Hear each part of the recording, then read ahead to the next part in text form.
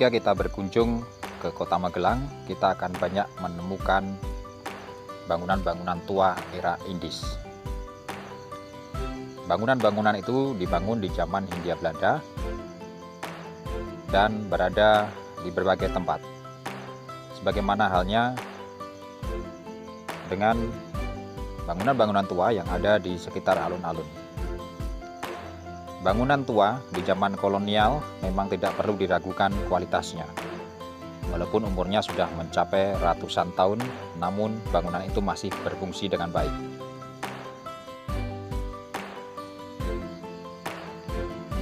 Bangunan megah ini menjadi ikon heritage Kota Magelang. Menara air minum atau water tower dalam bahasa Belanda atau water tower dalam bahasa Inggris berdiri menjulang di barat laut alun-alun di kota berjuluk The Twin Van Java ini. Konon, sebuah arsip yang tersimpan di dalam water tower ini menuliskan jika pada 2 Mei 1920, water tower ini secara resmi beroperasi melayani masyarakat. Dan bahkan tanggal ini pula diperingati sebagai hari lahir dari PDAM Kota Magelang. Benarkah? Gemeente Magelang dibentuk berdasarkan Statblad tahun 1906 dengan nomor 125 tertanggal 1 Maret 1906 yang berlaku mulai 1 April 1906. Pembentukan ini memberikan kewenangan dalam membangun dan mengelola kotanya sendiri. Fasilitas umum seperti pembangunan jalan, sekolah, rumah sakit, pasar, dan selokan menjadi urusan tersendiri setelah otonomi daerah. Semakin banyaknya penduduk mengakibatkan permasalahan makin bertambah. Wabah penyakit yang muncul di perkampungan kumuh terjadi karena pencemaran air. Penyakit disentri, kolera, diare, dan tifus mewabah di Kota Magelang pada tahun 1908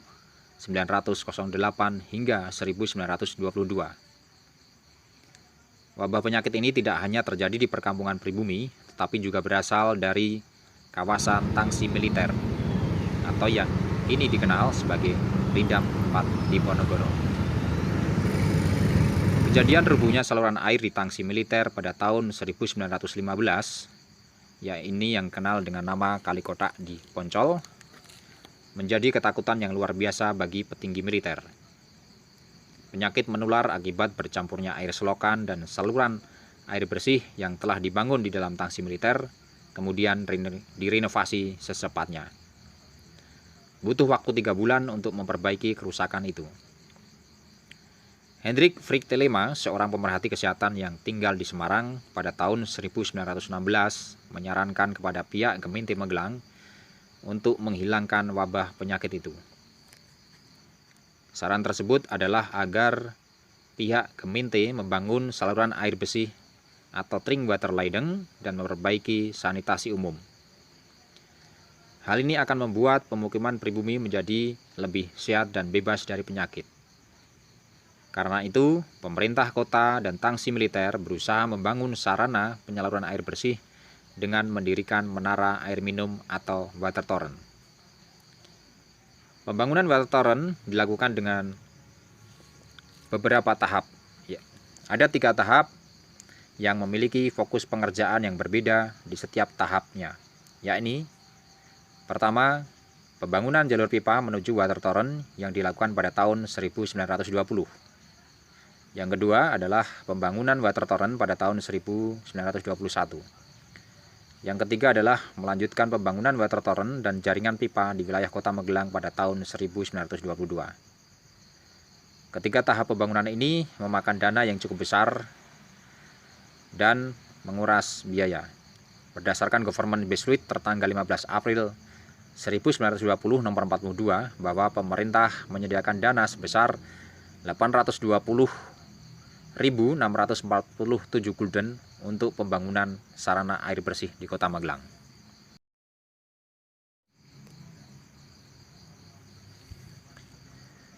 Pada tahap pertama, dilakukanlah pemasangan pipa air sejauh kurang lebih 8 km dari sumber mata air di Kalegen dan Wulung di wilayah Bandungan menuju ke water tower yang akan dibangun di alun-alun.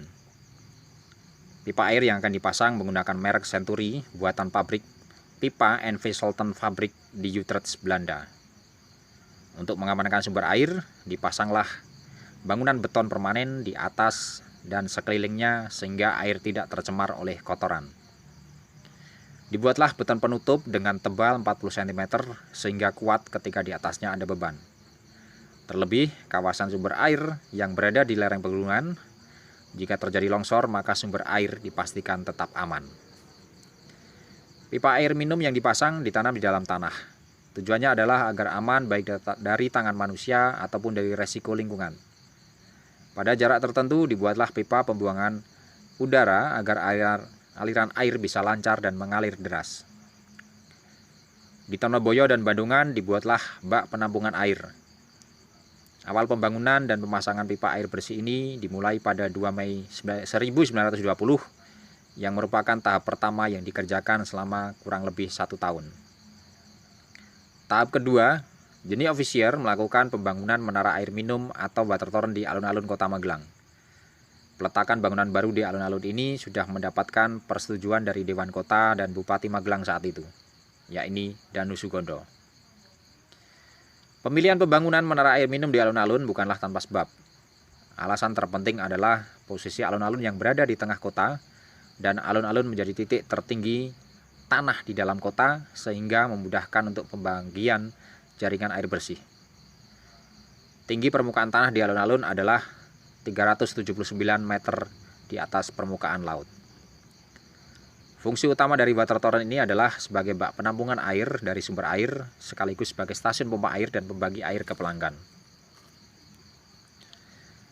Bangunan menara air minum ini memiliki luas 395,99 meter persegi dengan tinggi dari permukaan tanah yaitu 26,140 meter dengan 5 meter menara selebar 22,46 meter persegi dengan tiang penyangga berupa pilar beton sebanyak 32 buah.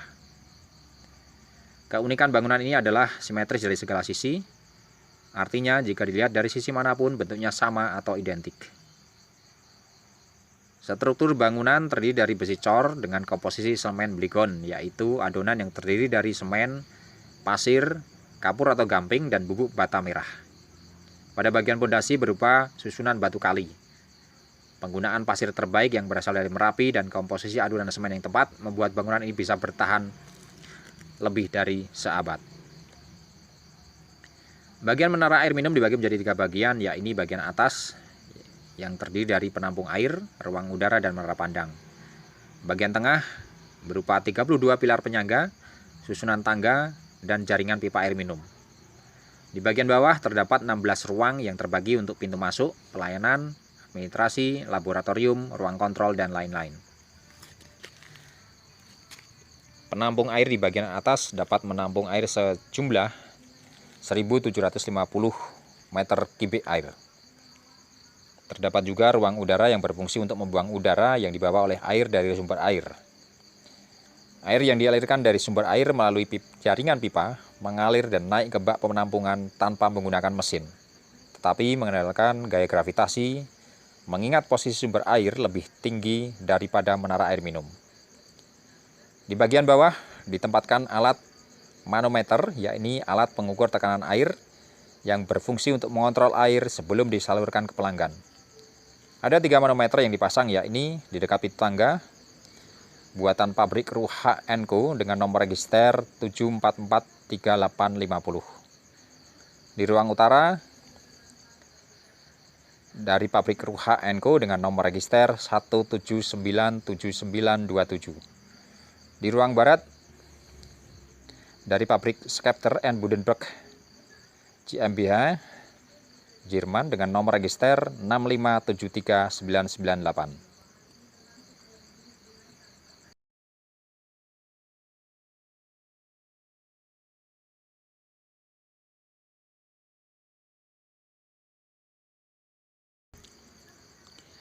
Tahap ketiga adalah membuat jaringan pipa air minum saluran utama di dalam Kota Magelang untuk disalurkan ke pelanggan. Pipa-pipa air saluran utama ini dipasang di dalam tanah berdampingan dengan jalan utama. Pipa-pipa tersebut adalah di bottleneck sepanjang 1.685 meter atau yang kita kenal sekarang ini dengan Jalan Pahlawan. Lalu di Kejuron Wek sepanjang 400 meter, yang kini sebagai Jalan Sutoyo atau Kejuron. Yang ketiga adalah di Alun-Alun North sepanjang 140 meter, atau yang kini dikenal dengan nama Jalan Alun-Alun Utara. Lalu di Bayeman Wek sepanjang 860 meter, yang kini dikenal sebagai Jalan Tentara Pelajar. Lalu di Grot Wek Yuit sepanjang 1065 meter, atau yang kini dikenal sebagai Jalan Pemuda. Lalu di Grot Wek North sepanjang 3218 meter, atau yang kini dikenal sebagai Jalan Ahmad Yani. Dari pipa-pipa air saluran utama ini lalu dipasangkan pipa-pipa yang lebih kecil menuju ke pelanggan. Dari data di atas dapat dilihat bahwa saluran air minum ini tidak bisa menyeluruh mengakses ke semua penjuru kota. Hal ini disebabkan biaya yang mahal, sehingga diutamakan untuk wilayah-wilayah yang terdapat kantor pemerintah, tangsi militer, pemukiman Eropa dan Tionghoa, dan rumah sakit.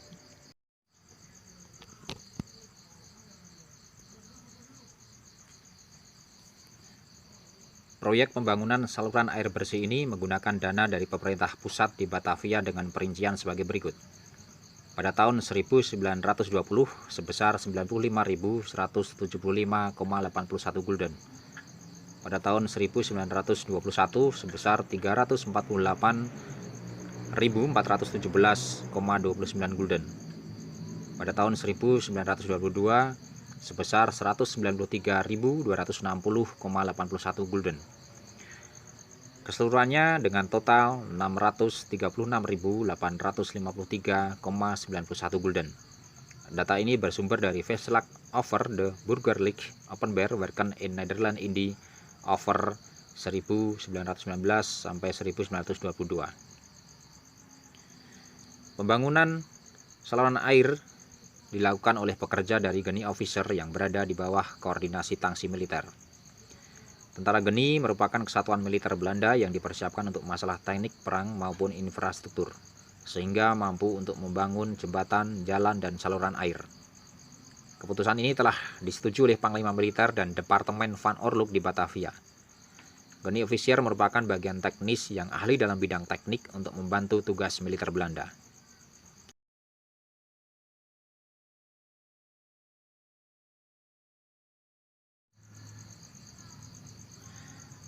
Pekerja yang terlibat dalam pembuatan saluran air bersih dibagi menjadi dua, yakni tentara Geni dan pekerja pribumi. Tentara Geni bertugas sebagai teknis konstruksi dan mandor, sedangkan pekerja pribumi menjadi pekerja kasar.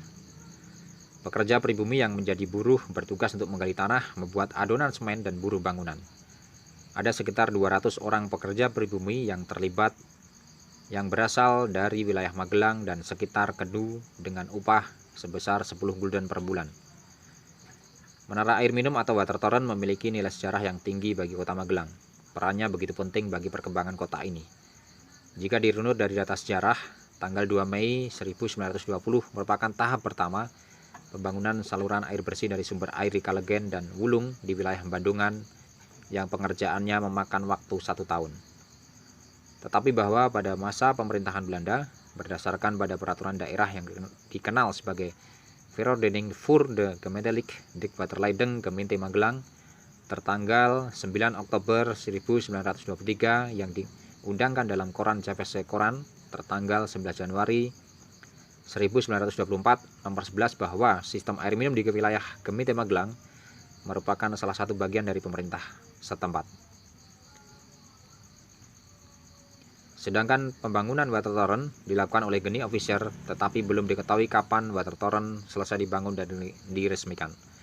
Termasuk mulai kapan water torrent mulai beroperasi melayani masyarakat belum diketahui dan didapatkan data sumber primernya.